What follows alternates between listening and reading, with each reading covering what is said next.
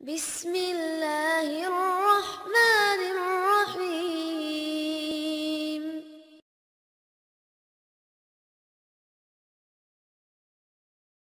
أعوذ بالله من الشيطان الرجيم قل إن كان آباؤكم وأبناؤكم وإخوانكم وأزواجكم وعشيرتكم وأموال اقترفتموها وتجارة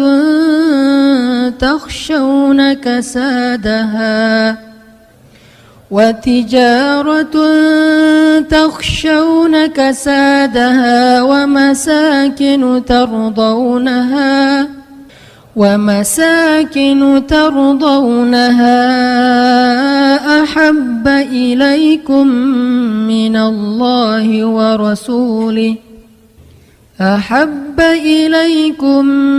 الله ورسوله وجهاد في سبيله فتربصوا حتى يأتي الله بأمره والله لا يهدي القوم الفاسقين. Katakanlah, jika ayah-ayah, anak-anak, saudara-saudara, istri-istri, serta keluargamu, harta kekayaan yang kamu usahakan, perniagaan yang kamu khawatirkan kerugiannya, dan tempat tinggal yang kamu sukai, lebih kamu cintai daripada Allah dan Rasul-Nya, dan dari berjihad di jalan Allah, maka tunggulah sampai Allah mendatangkan keputusannya kepadamu, dan Allah tidak memberi petunjuk kepada orang-orang yang berbuat kefasikan. Shadaqallahul adzim. Teman-teman yang dirahmati Allah Subhanahu wa taala, ayat ini menjelaskan kepada kita tentang resiko kalau kita mencintai sesuatu melebihi cinta kepada Allah dan Rasul. Pokoknya kata Allah di sini, nggak mungkin kalian akan bahagia kalau kalian mencintai sesuatu melebihi cinta kalian kepada Allah dan Rasul. Gak mungkin kalian akan dapat apa yang kalian inginkan kalau kalian mencintai seseorang atau sesuatu melebihi cinta kalian kepada Allah dan Rasul. Itu gak mungkin. Bukan hanya gak mungkin, bahkan Allah mengancam dengan sebuah ancaman, fatarabbasu, hati-hati kalian, kata Allah. Artinya gak boleh seorang hamba itu menduakan cintanya kepada Allah dengan cintanya kepada makhluk. Itu gak boleh. Kalau dia mencintai makhluk, harus karena Allah. Kalau dia mencintai makhluk bukan karena Allah, Allah bilang fatarabbasu, hati-hati. Makhluk itu kata Allah bukan orang yang jauh. Makhluk itu kata Allah orang yang dekat dengan kita, orang yang layak kita cintai, dan tidak dosa mencintai mereka, kecuali kalau bukan karena Allah. Orang tua, bukankah kewajiban seorang anak mencintai orang tua? Tapi kalau bukan karena Allah atau melebihi cintanya kepada Allah daripada cintanya kepada Allah, maka itu akan fatarabbasu, hati-hati kata Allah. Tunggu aja kata Allah. Ini tegas bahasanya, dan Allah meletakkan ayat ini di dalam surat At-Taubah. Dan salah satu di antara ciri khas dari surat At-Taubah isinya adalah tentang orang-orang munafik. Bisa jadi teman-teman, kalau kita mau jujur menilai diri kita mukmin apa enggak, coba lihat. Jangan-jangan cinta yang selama ini kita rasakan itulah yang menjadikan tanda-tanda kemunafikan pada diri kita. Kalau kita mau tahu saya ini mukmin apa munafik, salah satunya lihat aja dalam urusan cinta. Apakah kita mencintai seseorang atau sesuatu melebihi Allah dan Rasul? Atau sama pun gak boleh, apalagi melebihi. Kalau itu ternyata ada di dalam hati kita dan gak bisa dibuat-buat, dan kita gak mungkin membohongi diri kita sendiri, berarti kita termasuk orang yang diancam di dalam surat Bara'ah, surat Munafikun. Kalau surat Al-Munafikun itu pendek, ini ada surat Munafikun lebih panjang daripada Al-Munafikun, yaitu surat At-Taubah, isinya tentang orang munafik. Dan Allah bilang gak mungkin bahagia orang yang mencintai seseorang atau sesuatu melebihi cintanya kepada Allah dan Rasul. Kalau kita mencintai ayah dan ibu kita, harus karena Allah dan Rasul. Maksud karena Allah dan Rasul itu apa? Satu, karena emang perintah Allah dan Rasul. Kalau perintah Allah untuk tidak mencintainya, maka kita tidak mencintainya. Memang Allah pernah menyuruh hambanya untuk membenci orang tua? Atau membenci keluarganya? Membenci pasangannya? Membenci anaknya? Pernah di dalam perang Badar. Perang Badar itu bisa dibilang perang saudara yang sebenarnya. Seorang ayah berperang dengan anaknya.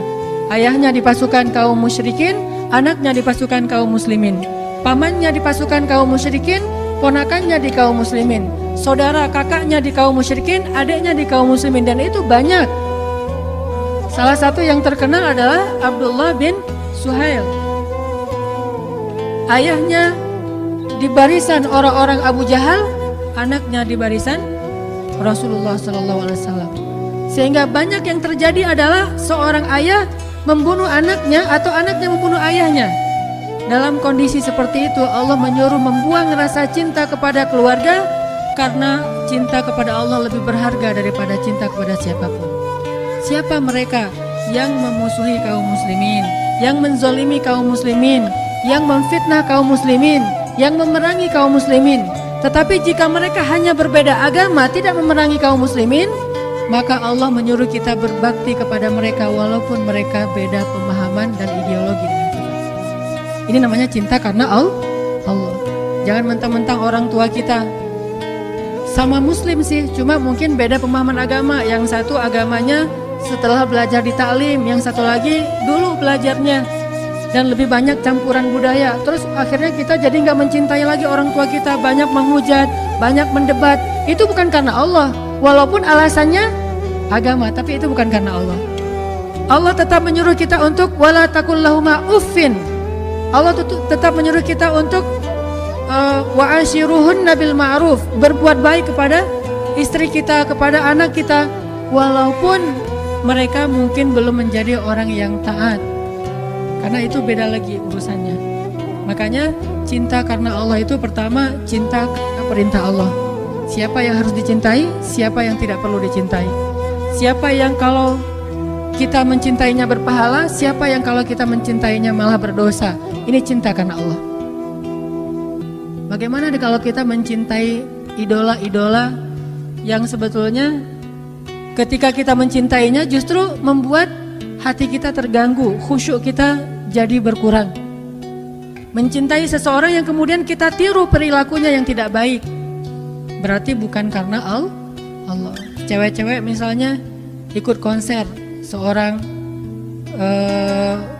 penyanyi yang keren, terkenal, lagi ngetop, udah gitu seksi lagi, suaranya bagus, suaranya tuh berat banget. Kalau lagi main gitar tuh keren banget. Pas kita nonton konsernya histeris. Jangankan itu, histeris terhadap mayit suami aja dilarang ya. Boleh histeris terhadap mayit suami? Suaminya meninggal terus dia histeris. Teriak-teriak, namanya kan meratapi mayit. Itu nggak boleh, termasuk dosa besar. Apalagi histeris terhadap manggungnya orang yang bukan siapa-siapa bagi kita. Itu lebih nggak boleh lagi. Nah ini cinta ini pasti bukan karena Allah. Dan kalau ini yang ada di dalam hati kita, pasti nggak akan pernah bahagia. Udah nggak berpahala, nggak ngebahagiain, nggak nambah amal soleh. Terus gimana terhadap yang kayak gitu-gitu mah? Biasa aja, nggak usah pakai perasaan. Flat. Kalau mau menikmati hiburan pun nikmatin aja, tapi nggak usah baper, nggak usah sampai nangis habis-habisan di bandara gara-gara nungguin Justin Bieber datang. Pas datang ternyata dia ngambil jauh lain, dia nangis-nangis. Sudah seharian saya itikaf di bandara nggak ketemu. Yang laki-laki juga kayak gitu. Artinya itu udah baper, udah mulai pakai perasaan, dan perasaan itu pasti akan mengganggu kekhusyuan kita dalam ibadah pada Allah. Gak akan bahagia kalau kayak gitu. Yang terjadi sekarang banyak kaum muslimin cintanya bukan lagi karena Allah. Dia tidak mencintai orang tuanya, padahal Allah menyuruh dia mencintai orang tuanya. Dia tidak lagi mencintai ulama, ngefans sama ulama, padahal Allah menyuruh dia mencintai ulama. Wa kunu ma'as-shadiqin, kata Allah, dan tetaplah kamu, jadilah kamu, bersamalah kamu dengan orang-orang yang salih. Dia tidak lagi menjadikan para sahabat sebagai idolanya. Ini bukan karena cinta karena Allah. Ini pasti cinta karena hawa nafsu atau talbisul iblis, godaan setan. Makanya coba kita revolusi cinta kita. Revolusi cinta. Dari cinta yang karena hawa nafsu, karena hiburan, karena keren menurut kita, menjadi cinta karena Allah.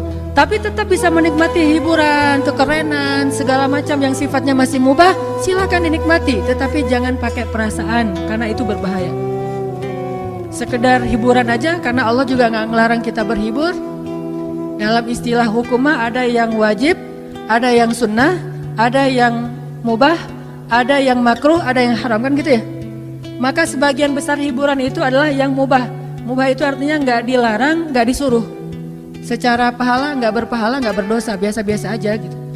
Nggak nambah pahala, nggak nambah dosa. Kayak kita misalnya lagi nyanyi, nyanyinya masih lagu-lagu yang biasa dan kita nyanyi sendiri, apalagi gitu ya.